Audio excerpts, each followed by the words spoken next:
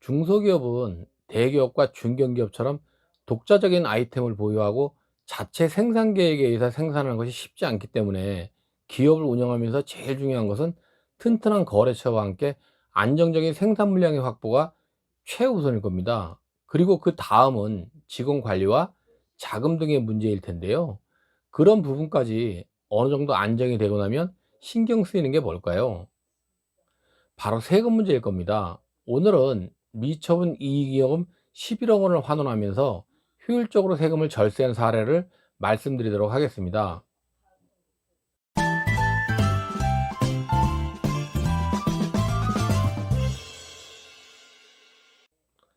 안녕하세요. 이성윤의 중소기업 컨설팅입니다.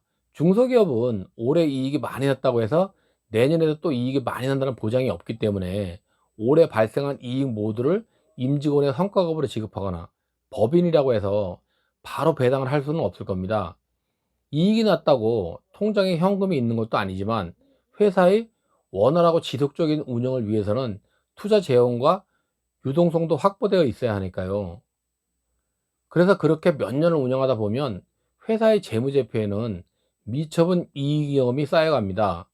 이익이익 모두가 현금성 자산으로 되어 있는 것은 아니지만 지나치게 많이 쌓여 있으면 기업 가치 상승으로 기업 승계 시의 세금 부담도 크지만 승계 없이 양도나 청산 시에도 과한 세금이 문제가 되기 때문에 계속 그대로 두었다가는 세금 폭탄에 직면할 수밖에 없습니다. 일부 대표님들 중에는 당장 좀 더 내는 눈앞에 세금이 부담이 돼서 급여도 적당히 배당은 안 받거나 적게 받으시다가 결국에는 몇 배의 세금을 부담하시게 되는 경우를 종종 봅니다.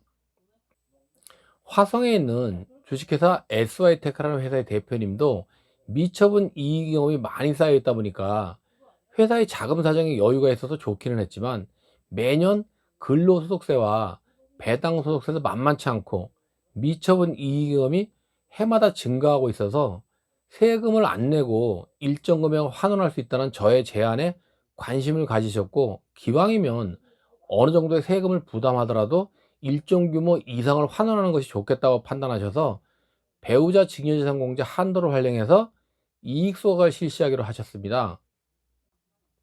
왜냐하면 그냥 이익 소각을 하게 되면 취득가액과 양도가액에 대한 차이가 커서 의제 배당 속세가 과하게 부과되기 때문에 배우자 증여재산공제 한도를 활용해서 배우자에게 주식 일부를 증여한 후에 이익 소각을 실시하는 거거든요. 그렇게 하는 경우에 배우자 증여재산공제 한도는 6억 원이기 때문에 주식을 6억 원 증여하고 이익 소각 시에는 전혀 세금이 없고요. 그런데 SY테크의 경우에는 미처분 이익 경험도 많고 대표님 연봉이 1억 8천만 원이었고 배당도 해마다 1억 원씩 받고 계셔서 대표님께서 해마다 부담하는 소득세율이 회사 부담 건강보험료까지 포함하면 35% 정도였기 때문에 세금을 좀 내더라도 많은 금액을 이익 소각 진행하기로 하였습니다.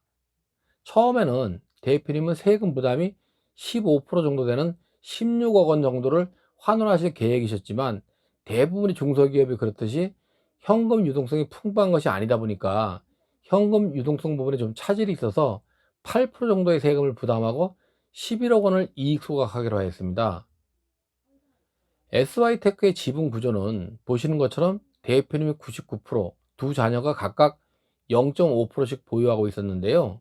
대표님의 보유 지분 중 4,150주, 지분율로는 10.4%, 시가로는 11억 원을 사모님께 증여한 후에 이익 소각을 실시하였습니다. 증여세는 11억 원 중에서 6억 원을 공제한 후 5억 원에 대해서만 내면 되기 때문에 8,730만 원, 약 8%의 세금을 부담하였습니다. 그리고 이익 소각 시는 양도세가 아니라 의제 배당이 되어 배당 소득세를 부담하지만 11억 원을 증여를 받아서 11억 원에 소각해서 차익이 없었기 때문에 배당 소득세는 없었습니다. 이익 소각은 상법상의 절차 준수도 중요하기 때문에 진행 시에 상법상의 절차와 세법상의 규정을 철저히 준수해서 추후 세무당국에 소명 요청 시나 확인 시에 전혀 문제가 없도록 하였습니다.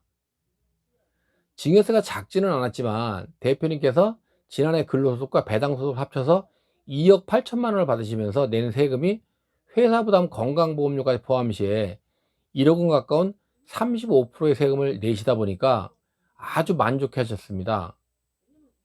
마무리하면 늘 말씀드리지만 미처분 이익 경험이 많이 쌓여 있으면 회사의 자본력이 튼튼해서 좋지만 승계나 양도 청산 시에는 과한 세금을 내야 하는 상황이 될 수 있기 때문에 회사의 자금 사정이 안정되고 유동성이 확보가 되면 대표이사와 임원의 급여도 상향하고 주기적인 배당을 실시해서 잉여금의 규모를 적정한 수준으로 유지하는 것이 좋습니다. 또한 본 사례와 같이 배우자 증여재산 공제 한도를 활용한 이익 소각이나 감자 등을 통해서 세금을 안 내거나 적게 내고 환원하는 것도 좋은 절세 전략이라고 할 수 있습니다. 좀 더 자세히 알고 싶으시면 아래에 남겨드린 블로그를 보셔도 되고요. 궁금하시거나 요청하실 사항 있으시면 댓글 남겨주십시오. 좋아요와 구독 신청도 꼭 부탁드리겠습니다. 다음 시간에는 주식 소각을 통해서 가지입금 정리 시에 주의할 사항에 대해서 말씀드리도록 하겠습니다. 다음 시간에 뵙겠습니다. 감사합니다.